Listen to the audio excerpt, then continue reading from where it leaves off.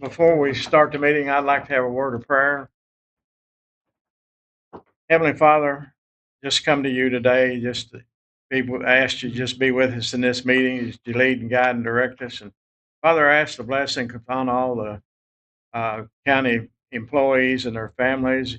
You be with all the committee people that's on all the committees. Just watch over them, bless them, and be with all the department heads, Father. Just lead and guide, direct them, and Father, be with all the magistrates and their families, Lord. Just help us be mindful of what we're here for and what we were called to do, and just pray that you'd lead and guide us into that, and be with Judge Taul and Bonnie, and uh, just ask you to bless Hardin County and Kentucky and the United States of America, and just be mindful and thankful for the men and women that died for our freedom, and that pray that we would never give up that freedom for anything, that we'll always have that freedom here in the United States. I asked all this in Jesus' name. Amen.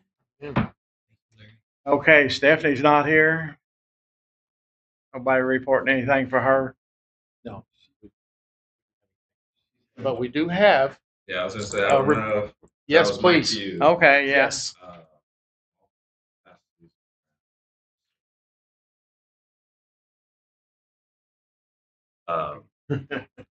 So, really, I mean, we've been progressing basically since the last time. I know we were talking about a lot more consistency as far as within the gas system. Still going strong there. We're now running 3 engines, really pretty much around the clock. So that's awesome to see. Quality of gas to stay within that 1% oxygen level or lower. So really getting, I guess, the maximum output as far as from electricity produced. So excited to see that. With 3 engines running, with APC, they mentioned that's approximately about 1,400 homes. So that's awesome that we're able to give that output consistently at this point. From a just like a safety standpoint, compliance, no violations or anything this year, or AOCs or concerns. So things are running smoothly there. We did have, I guess, a piece of what do you call like a window that was on the residential boxes at the landfill when it was taken up the hill, went over a rock, a little small piece of it fell out of the top of the box. And then there was a, I guess, parked truck right near there. So it scratched the paint on the truck. But no one was hurt or anything like that. Just kind of one of those more of a freak accident situations. But other than that, we really, have done a lot of different initiatives just to really promote safety, side as a company as well. We had in May, it's called Safe May, which is engagement days. Basically, everybody on up in the company goes out and gets into the field and really gets to ride along with our team members, making sure that we're also recognizing them with safe catch cards, which is what you see in PowerPoint. That's one of our operators, Michael, was given a safe catch card for something that he was doing as far as for making sure he's got all his PPE. But really just wanted to continue to promote that and have it a safe place for not only the team members that work there, but for anybody that comes. Then overall tonnage. Again, this is the quarterly meeting, so just kind of a PowerPoint, a little bit of a summary on how we've progressed so far this year. As far as tonnage, the daily tonnage is a little bit down, 703 to 756. However, I will say that that number is as of June 13th. So with the, I guess, full month now behind us, it's actually a lot higher than that. We're sitting, the last 3-month average was about 778 tons per day. So really in a good spot, and really what's bringing down that number from an average standpoint was when we had the snow in January and February that really took an impact. So, but so far, last 3 months, we've really seen quite a bit of an uptick. We're continuing public services as a whole to try to find more opportunities to bring tonnage to Pearl Hollow when we can. So then did want to kind of touch on just like the team, a couple photos of our team that we got there. We do currently have 17 members. Well, I guess that would be 8 now. We did have the laborer start for us this past Tuesday. We have an operator still in background, and we're also still hiring for one operator as well. So if there's anybody that you all have in mind as far as think would be a good candidate and would enjoy the work, by all means, let us know. We have a few people on our team that live within Hardin County already. So always looking forward to adding more people to the team. What does an operator do? Yeah, so the main pieces of equipment that they'd be working with is dozers, and then kind of like call it a packer. Really, it's to pack the trash, condense it, rip it up. Excavators, and then from time to time you're going to be in potentially like a water truck, some smaller pieces of equipment, skid steers, things like that. But for our heavy equipment operators, mainly majority of the time it's going to be your haul trucks, dozers, excavators, and packers. Generally, we find a lot of people from construction because it's pretty similar type of work. And then lastly, just kind of want to talk a little bit more in depth about the gas system. So we had one, what we call gas expansion, where we added some new wells, re-drilled some wells that maybe piping got pinched and we weren't able to pull from them. We did that back, I believe, March/April timeframe. Happy to say that we're doing another one just because we do feel like there's still quite a bit of gas to be tapped into as far as within there. And so that actually getting started this week. We're going to have another drilling crew on site, and then the piping crew will come in. So the whole project process usually takes about a month just to kind of get everything set up, make sure that we do the correct tie-ins for the system as a whole, to make sure that we don't end up having the plant shut off, shut down. But we'll be in communication with them on that throughout the process, just so we're all on the same page. But really excited about that. In total, that's about 1.5 million as far as what we're expected to spend just on the gas system alone this year from the Republic side of things. So, and I will say, normally as a company for a site, you're probably spending about 600,000 yearly. So, we're definitely really invested in wanting to continue the improvements that we're already seeing within the gas system. Hopefully, you can get more engines than 3 that are. What's the capacity of how many engines can you have at that site? There's 3 right now. Yeah, so they're permitted for 5, what they were telling me. So some of this additional 1.5 million expansion, does that mean probably you're going to have to add another 1 or 2 engines? So that's the goal. We'll have to see kind of once we get those wells online, how much, I guess, additional gas we're getting from them. But I guess the original focus is, the flare is older. It's it's kind of towards the end of its useful life. So originally we kind of explored a continuous pilot, which basically just keeps the flare running, but at like a really small amount of gas needed. However, that would be quite a bit of add-ons and updates to a flare that you might not be using for much longer. So the better option for us was to, knowing that there's gas out there, to tap in and just basically create enough gas to bypass the flare, keep the flare running, but still continue to push more to the engines. Because right now we have to bypass the flare in order to do 3 engines, which is fine. But if they have, call it service that they need to work on, and they have to take down an engine, then we have to start the flare back up. And so right now that's kind of where we're at, but we want to get it to where we don't even have to worry about bypassing the flare, just in case they do have to do a service. The flare can continue to run, and we can still continue to run at minimum 3 engines. Is this the first time that you've had all 3 engines running for this long, as far as you know? Yeah, I was gonna say for as long as I've been there, which is I guess a year now, it's definitely the first time for me. And when I was talking, with Stephanie and everything like that, she couldn't remember a time where we'd had 3 engines running for more than a couple of days, and been going at it for probably close to a month, 3 weeks. Congratulations. I know that is an achievement. And, so it definitely speaks to efforts and, the things that you guys are trying to do. And so it's good to see that. Absolutely. Well, we appreciate everybody's patience and the partnership. So we're excited to see the results. Thank you.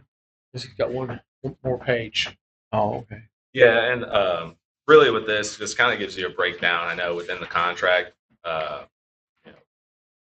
throughout I guess 2029 when it ends, $10 million as far as investments to the site. So it gives you kind of a track on what we've already done as far as actual spend, as well as planned spend for this year, including that gas systems expansion spend, but also kind of currently the plans that we have to achieve the rest of the total number that we're supposed to hit. Now I will say, the 2027s, 2028, 2029 stuff can change, right, depending on kind of what the needs of the site are and what we're looking to do. But as of now, we're looking at potentially going into creating a new cell in 2027. And just kind of like a little side note, I think it was slide 5. If you look at that one, there's we call them two, the left and right finger, but really it's the 2 legs, so to say, kind of if you want to look at it that way.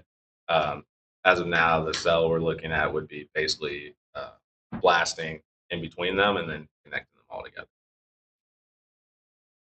Good. It's good to see you have the plan here and that you're well on your way to meeting that goal, right? So, Thank you. Mark, you got anything for us? No, not before. Adam? Yes, sir. I got something for Core. All right, so we've got a proposed text amendment. This would go to the Planning Commission next Tuesday. So this is text amendments to the zoning ordinance, 4 separate sections, 2 topics. I'll work in reverse order, I guess, here. So this would go to Planning Commission on Tuesday, and then I need to coordinate with Jenny to see if potentially a first reading could go to court on July 28th. If not July 28th, first reading at court would potentially be August 11th. Jenny typically does the resolution that would go to court on these text amendments, so I just need to see what her and Dawn's timeline is. She's on vacation. Okay. So yeah, we might be looking August 11th. It just needs to start the process with court within 60 days of the Planning Commission action.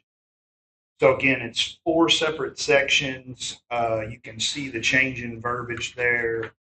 Language that's being removed is in red and struck through. I think there's 1 new word. It's in green. So working in reverse order, 15-8 was the procedure for non-listed uses. So since 1995, if you came to planning and you had a use that was not in the zoning ordinance, we had this in the ordinance that said, okay, we go to the Planning Commission and the Planning Commission determines in what zone that use should occur and whether or not a conditional use permit is required. We did that from 95 up until 2021 when that was challenged in court, and Judge Easton ruled that that was illegal, that was essentially amending the ordinance without it going through Planning Commission and fiscal court.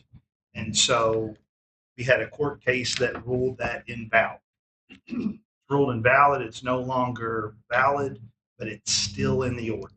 So I need to take that out so some attorney doesn't try to say, wait a minute, it says right here in your ordinance that if I want to do something that's not listed, this is how we do it.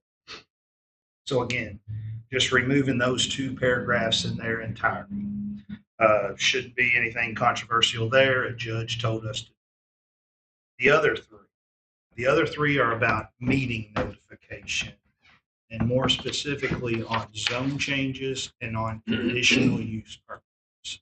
So since 95, if you've applied for a zone change or a conditional use permit, we not only notify the adjacent property owners, as state law says, but we also go 1,200 feet of road frontage in every direction.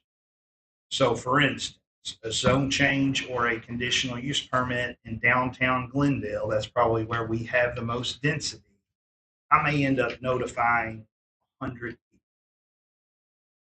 people. 2 people may show up. So with the rising cost in postage, and I don't want to pass on these costs to the citizens, we polled 25 other jurisdictions that do planning and zoning in Kentucky. 18 of the 25 do exactly what state law says. Nothing more, nothing less. I think there was or is a benefit in doing more, but our legal counsel says that's just another thing you could get sued on, and we've been sued on that before, that just mimic state law word for word. So that's what these other 3 text amendments are doing, is we would do away with that 1,200 foot. We would just notify the adjacent property owners on a zone change and on a conditional use permit. On a zone change, we're still posting signs, we're still running an ad in the newspaper. But again, this is what Elizabethtown does, this is what Radcliffe does, this is what our legal counsel is suggesting. So if you'll check out, hopefully there on both your TVs, in an effort, because again, in an effort to be transparent and still get this notice out there, when we developed our website a year or 2 ago, back COVID days, state law was changing to say, hey, you don't have to necessarily post a newspaper ad anymore. You can just put it on a website, and you run one newspaper ad forever that says, hey, here's where the notices are. We're still going to do the newspaper ad. We've got this button here, public notices, and then right here. So not only are my minutes, my agendas, everything posted on live, it's up to date, every day. But 3 weeks prior to hearings, all these notices are going to be on my website 3 weeks ahead of a hearing. So people have ample opportunity. They know where to go. These were posted June 14th. So this is the first time we've done it. And again, we're going to continue to do it. But we just wanted to try to still go above and beyond so that the public is aware. And again, word of mouth, Facebook, word gets out. So we're going to continue to do this here regardless. But those would essentially be the 4 text amendments to the zone.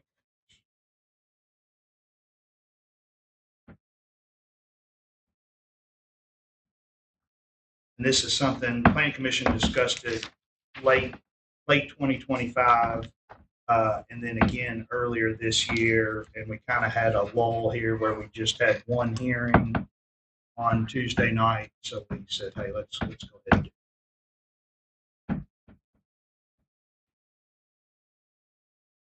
And anybody, I didn't want to print you all a book, but anybody that's interested in the relevant sections of state law, I can get you all that. But I'll have a resolution for the Planning Commission. Jenny won't have to reinvent the wheel or anything. It's just a certain format she does. So I'll reach out to her and Dawn. July 28th may work for her. And of course, we'll run an additional newspaper ad about the fiscal court here. But if 7/28 doesn't work, we'll Thank you, Adam. Michael, you got anything for us? Yes, sir. I have one thing for, this is our MOA for our LARP roads that we put in for last year. I'll get that. Oh, so these are this is just the agreement for like the 80/20 LARC program. I think on the second page there, you'll see the list of roads that got approved by the state. So that was pretty simple. And then I have something else here that I don't think this is going to be coming to court right away, but if all goes well, it will. This is a new program by the state, the grant pool program application. So I've filled this out for the remainder of Middle Creek Road. Anybody's unaware, Middle Creek Road is off of Valley Creek Road, and it's a through road that transitions over into LaRue County. The county, our county road department has spent some effort to upgrade some infrastructure out there. We've replaced several culverts underneath the road, and we did a bridge deck in 2024, I think. And then LaRue County actually did a bridge deck on their end last year, 25-26 fiscal year, I believe. So anyway, this is the application. If as long as nobody has any objections, I'm going to submit this tomorrow, or send this up to Frankfurt tomorrow, probably. I have photos and stuff that I didn't include in that because I didn't think it was worth being. This is a justification letter, and then just the app. It is only $100,000 match.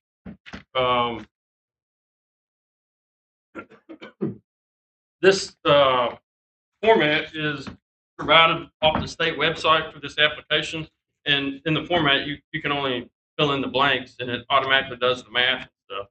The total of this project is about, per Scotty's estimate, is $280,000. It is only a match up to $100,000. So if we spend $200, they'll match us at $100. But something's wrong with their math. I called the rural municipal aid office today and spoke with him. He said there was something wrong with the format on their sheet, and they were aware of it. So the math's incorrect on there. The state would only award us up to $100,000 on this, so we would be at 180. He was supposed to get back with me if he wanted me to write that in an ink pen, but I haven't heard back from him yet. He said just leave it the way it was for now. That was Mr. Craig Caudale. Okay. So so the bottom line, it's total 280,000 approximate, and they they're going to put in Put 100,000, in and 100,000. then we'll end up spending the other 100,000. Correct. Okay.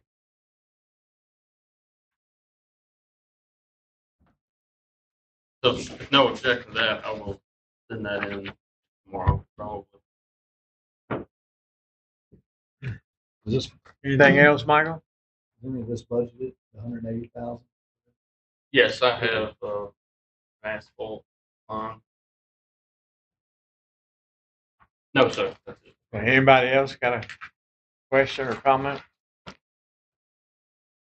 Michael, I just want to thank you for filling in, taking care of everything, and you've been super when I've called you to jump on what I've asked you about. So I appreciate the job you're doing.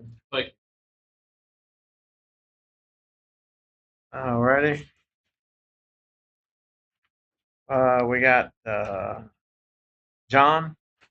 I have nothing for court this month, Larry. Thank Okay.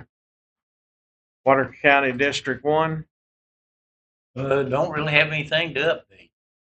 We've probably the one we're starting on the quickest is Highway 361, pretty much from 31W over to 313. We stopped just a little short there, but we hope to start installing maybe mid next week. Any questions for him? Thank you. Water District 2. About the same as Jim. Not a whole lot to update. Music venue, 94% of the pipe is in. We're waiting on the boring contractor who's having a really rough go of it. So transition back to 251. We have the second phase. The samples have cleared. We're going to continue on with the pipe instead of trying the services in. Just get all the line in. Just try to speed that up. Lee Road main replacement, that is completed. Samples, services, we have a couple services left, but for the most part that's complete. Just need yard restoration when the weather permits. And contractors are going to start in southern Hardin County in the next couple weeks, getting their rock trencher headed this way. That's about all I got. Has Franklin Crossroad been finished up, the dirt work?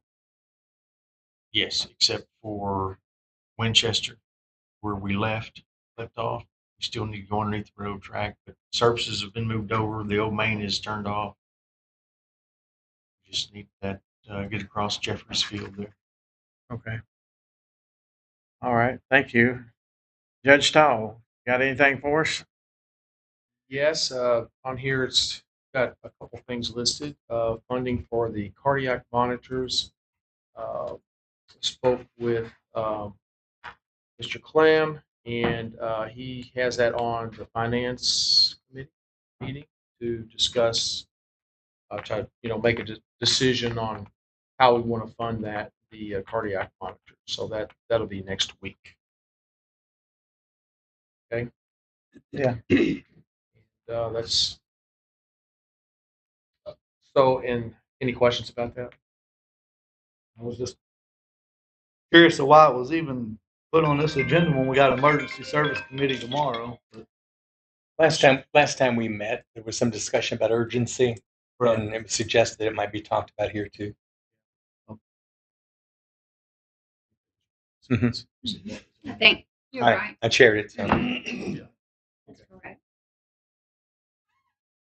Okay. And we could, I mean, if we want to, we could talk about it tomorrow. But well, we recommended it to the finance committee, and that's the discussion we kind of had. So. I think we've got time to talk about it later. Yeah. Yeah, I think we really want to try to get something decided by the end of this month. So we got another meeting this month. Mm-hmm. So there's still time. And then as far as the road humps for Colesburg Road, of course, those in Colesburg have been wanting to do something to slow folks down coming through the middle of Colesburg for a long time. And we've been studying this now for several months on different options to try to do that.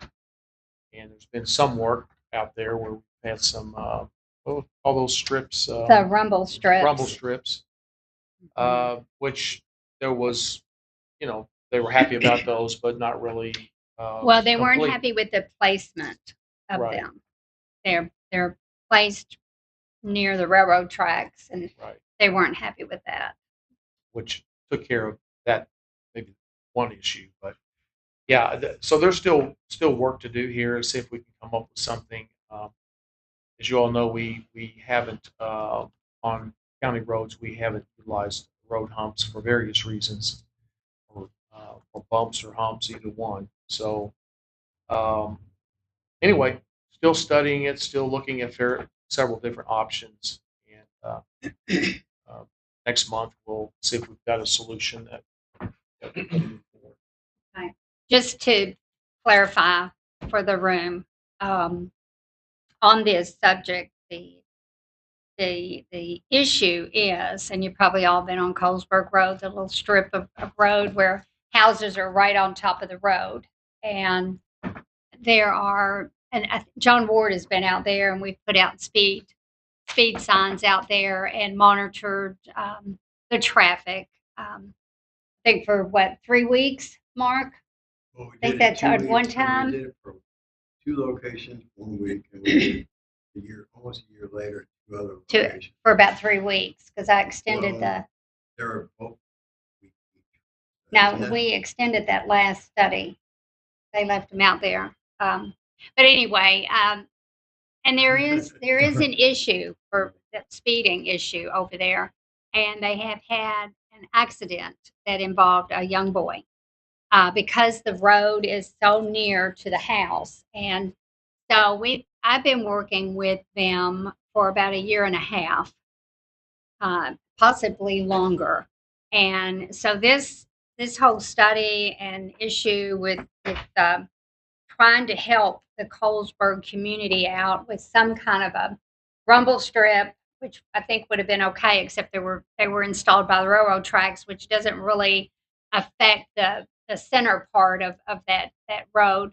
But they would love to have speed bumps. They would like to have anything out there tomorrow. And so to say that we're going to maybe have something next month, right now they're in the middle, they're in the process. They have a petition that's signed by how many people? It's over 100 people. Because it has been such a long process. So I've got, the responsibility to get back with them after this meeting tonight, to let them know what to expect, what they can expect. So here we have another month of study that I'm going to have to tell them we're going to study it for another month. Is that correct, Mark? Yes, I'm saying it is. That's correct. Okay.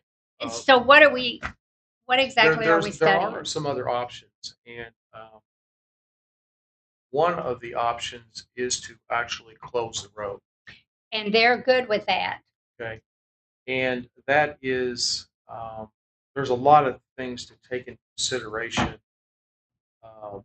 whenever you're going to close a section of the road, right? So there's emergency response. Exactly. Things like that. So we've started that process to evaluate some of those things and see what kind of impact that would have, and whether that impact, which there would be an impact, whether that would be acceptable or not. And so it's just a little more complicated than saying, okay, now we're going to go. And the other thing about speed humps is we have not used those anywhere on any county road. So if we start to use those, we better. Well, here's the thing. We had better be ready to either differentiate Colesburg in some way from the rest of the county, or we're going to have a heck of a mess on. Well, let me just say this. Yes. They're not adamant about closing any roads, because we all know that's probably not going to happen. That's not really feasible. They don't have to have. I'm not sure about that. They don't really have to have speed bumps. What they're asking for, and Mark, you know this very well, are rumble strips in the center of the town, of that little strip of roadway, more centrally located, to deter the speeders. That's what they're asking for. That's what this petition is about. Okay. And if you'll go back and read that petition, that's all they're asking for. We've already changed the signage, the speed, everything is good. They're happy with that. The petition I saw said they were asking for hump. Well, they're really wanting rumble strips This is the in first there. I've heard of a rumble strip. Well, I've got it documented. I can share it with you. Just out of curiosity. What's How- Yeah, I mean, like the equipment, the snow. Well, that's the problem with the humps. Yeah, it's hump. Well, that's the issue with the humps. That's not practical. Right.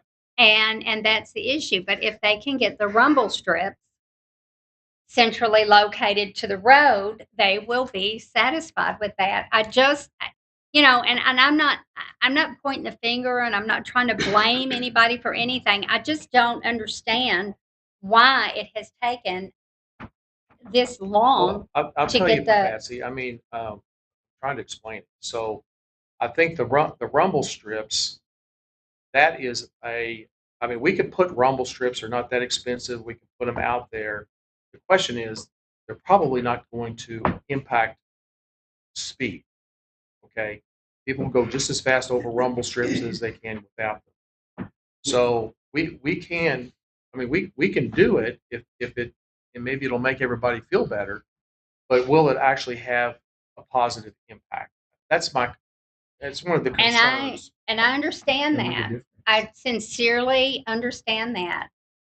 But the citizens in that area feel like that it will have an impact. And that's what they've been asking for. And Well, I think that's a change, because what I saw was humps.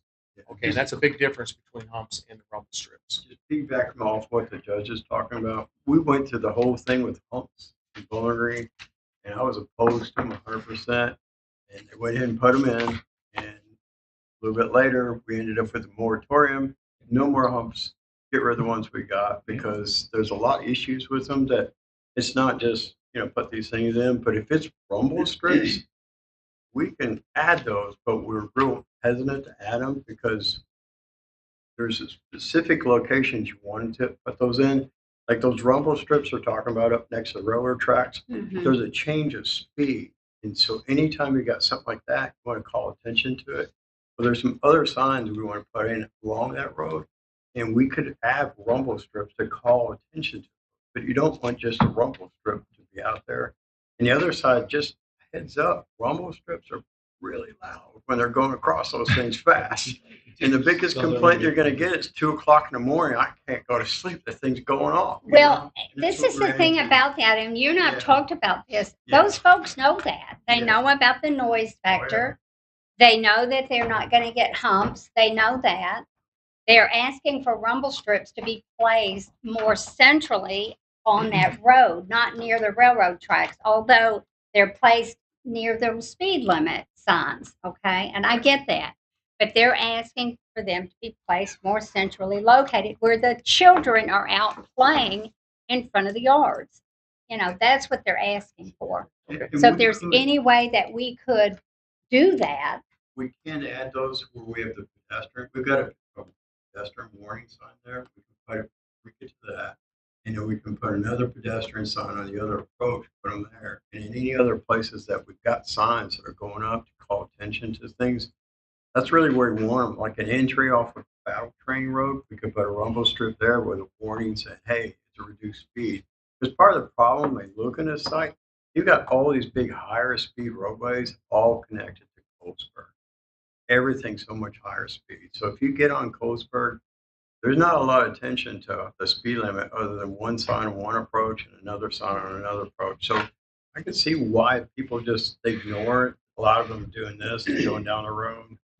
Well, my concern is, of course, that small strip of road. That's what I'm talking about. My concern is the short distance between the front door of a home and the road and the side of the road, which is what, about 12, 15, 20 feet maybe. It's right there in the front yard, right there at the front door. My concern is another child being hit by a vehicle. Sure. And if there's anything that we can do and expedite rumble strips, anything at all that we can do. Okay, so we'll look at rumble strips now and see if there's something that we can do there. We were focused on possibility of speed humps and closing the road down. We're not looking at rumble strips. So County has none. The county has none. Michael said he wants to put We just put a big jag. There you go. I designed 10 of those. Okay, we will definitely look at that. I take this seriously, and It's very serious. We had an accident there. So that's right, and we had a child that was hit. Yeah, so we will have to look at rumble strips, and I'll be in contact with Mark and look at the possibilities of getting that Thank done. you. I will get back with folks and let them know. Yes, we'll look at it. That's all. Okay. I mean, something needs to be done. Attention needs to be paid to this safety issue. All right. Fair Thank you. enough. That's all I have. Thank you, Judge.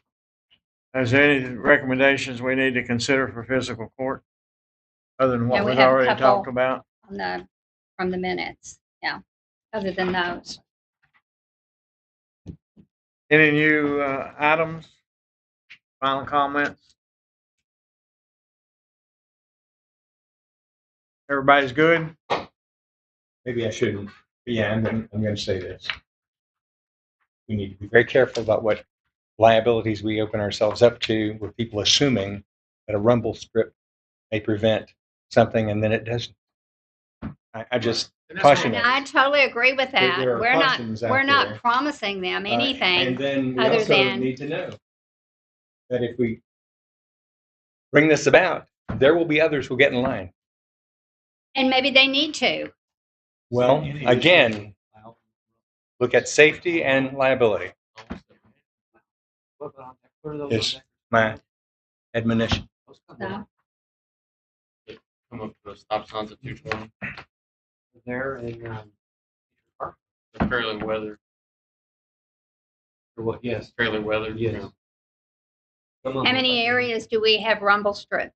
Well, you just called attention. Only one other one that I know of on Decker School Road at the used to be at the 220 intersection before 361, and then I Mhm. believe when they built 361, the state put some at the 361 stop sign. But like Mark said, those rumble strips call attention to the warning Stop signs, or Mhm. they call attention to a speed advisory, or they aren't just And- out there, wherever. I realize that. I realize that. I'm trying to do, and I'm just trying to be an advocate for the folks that live on that road that are concerned about the safety of their families. Yeah, I would say to maintain them adequately, you're probably looking at maybe a biannual or maybe 3 years, probably max for them to actually have their full effectiveness. It takes a while for people their brains to, like, we did the change of speed there. In the study, we did the before and after study. It didn't make that much of a difference Mhm. from that. And it takes a while for these people to get it through their brains. This is a change of environment. Even stop signs, when we first put up stop signs, you're going to see a billion people running that thing. They just don't recognize it. And we'll call cops out there and ask them to sit and watch it. And they'll give them warnings and stuff like that. But there's a lot of change to, like we talked about before, a lot of traffic is psychology. It's just getting people to pay attention, and it makes it worse on these phones now because I think Fred Yes. brings it up Every meeting. It's serious. But I don't want to dismiss the It's serious. the possibility of closing the road down. I You don't can't close, you can't take somebody's road. You've taken the value of their property. not road frontage. I'm talking about shutting the road down. Like disconnecting two halves. 2 halves of the road. Right, so all those lots are pre-existing non-conforming, they're not big. So for us to obtain additional right-of-way, if we're putting a cul-de-sac on both ends of this closed road, somewhere there's gonna be a gap of road that's closed, and we've now taken those people's frontage. But none of those properties can get any smaller, not to mention survey work involved, and that we're having to buy that right-of-way, or we're using. Kind of depends on where you're going to close it, right? I mean, we're Well, this is something that came up newer, just doing. I just learned about you this just- on Monday, and I Okay. told Mark, like, X, Y, Z, A, B, C, D, here's all the legal issues to try to close that road. I guess you got the churches on one side, so there might be some ground in play there, and you do some kind of offset design. But as Patsy's saying, that other side of the road, it's all real small lots with houses, right? So you think it may not even be, I don't you think- may not be able to even have enough space to put you got to have a cul-de-sac, right? We can't Right, create on both dead end ends. roads. On both ends of it. Okay. And round numbers, we're getting on a cul-de-sac right now. Will Harris is doing one over here off Cole Lane. It's like 50.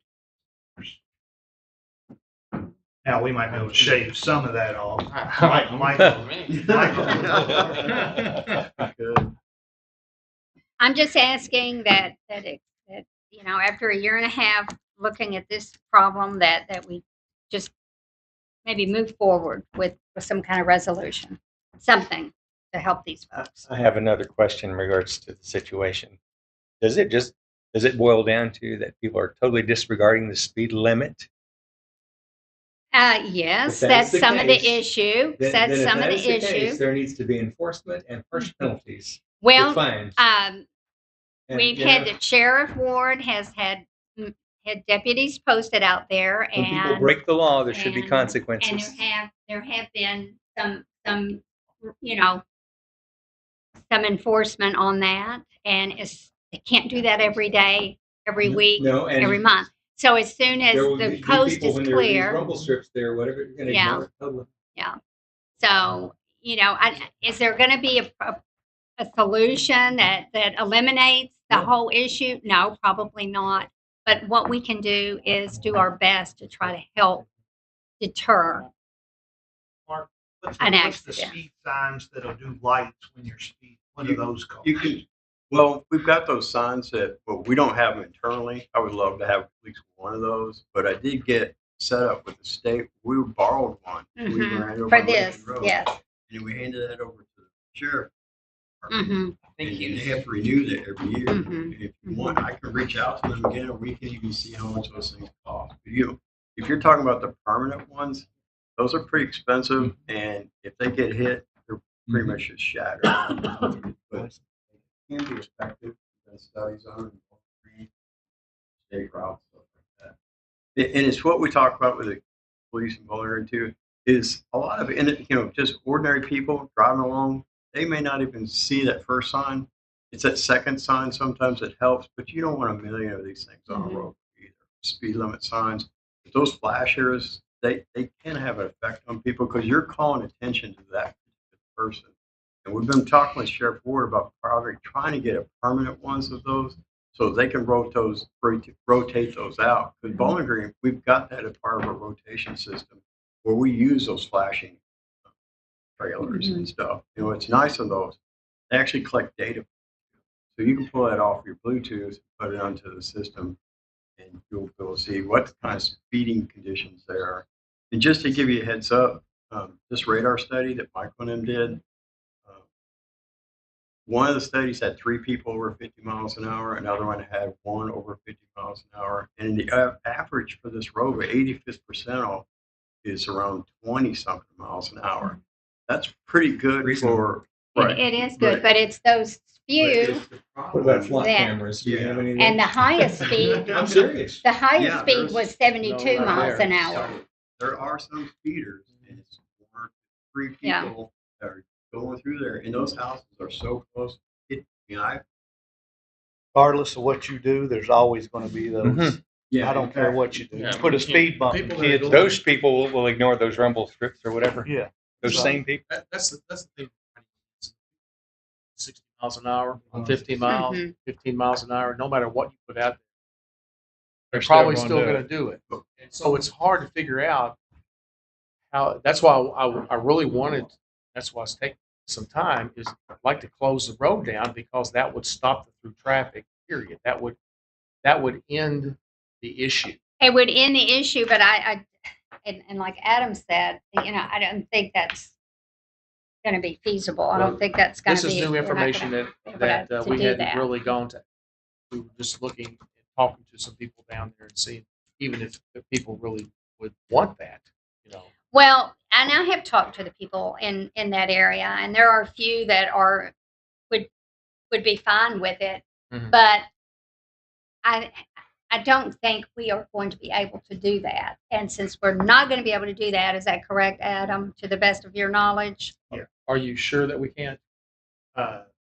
Anything's possible. So yeah, could there potentially be enough ground over there where there's 2 churches, correct? Or I guess the one church on. There's a Catholic church and there's a Catholic Baptist church. But we would be out probably survey work alone, cost of constructing 2 cul-de-sacs, and not to mention we've got to buy that right of way from the church. Couldn't leave a gap in there where someone now doesn't have. Yeah. So it's And So maybe I don't there think- is a gap where there's not a house and we can make it work. and the churches may give us the land. I mean, there's a lot of things that we haven't got that far yet. That's why I kept saying I still want to research this more because we really just got into this whole thing in the last several months. So then we'll just put this back on the agenda for next month, Yeah, we'll look at. We'll have more answers by and then. then you can update us. Sure. The potential of you're just looked up maybe one of those flashing speed limit signs.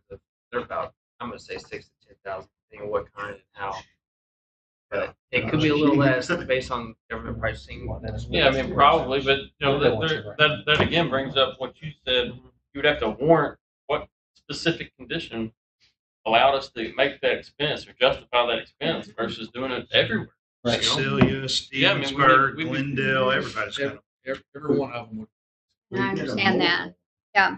So the sad fact is, people who are in that situation know they're there, and there must be an extreme amount of caution on their part, and they must be very vigilant for those people who are putting them in danger. Absolutely, E.G. And if I had a child there, I would be probably the worst of all. And that is And why I that. am on behalf of the child who was hurt. And that in is the why family. that we've been working on this, and I'm trying to help them. I understand. That's why. But practical, workable Yeah. solutions, facts. And I'm hoping that Judge Taul and Mark and the road department can get their heads together and come up with a practical, affordable solution that will help those folks. So we'll see. Just heads up too on that studies, we're redoing the format so I can follow some stuff easier. And on that format, if we do it a certain way on the readouts, I can tell you about what time of day those speeders are going through. What we've done in Bowling Green, when we did these studies, I've let the police know this is your window of opportunity. They'll go out, watch them, because right now, if they sit out there, 90% of the drivers are not going to be going monster speed. And if they see them, they're definitely not going to be going monster speed. But if you can figure out that target window, you can kind of prevent a lot of stuff.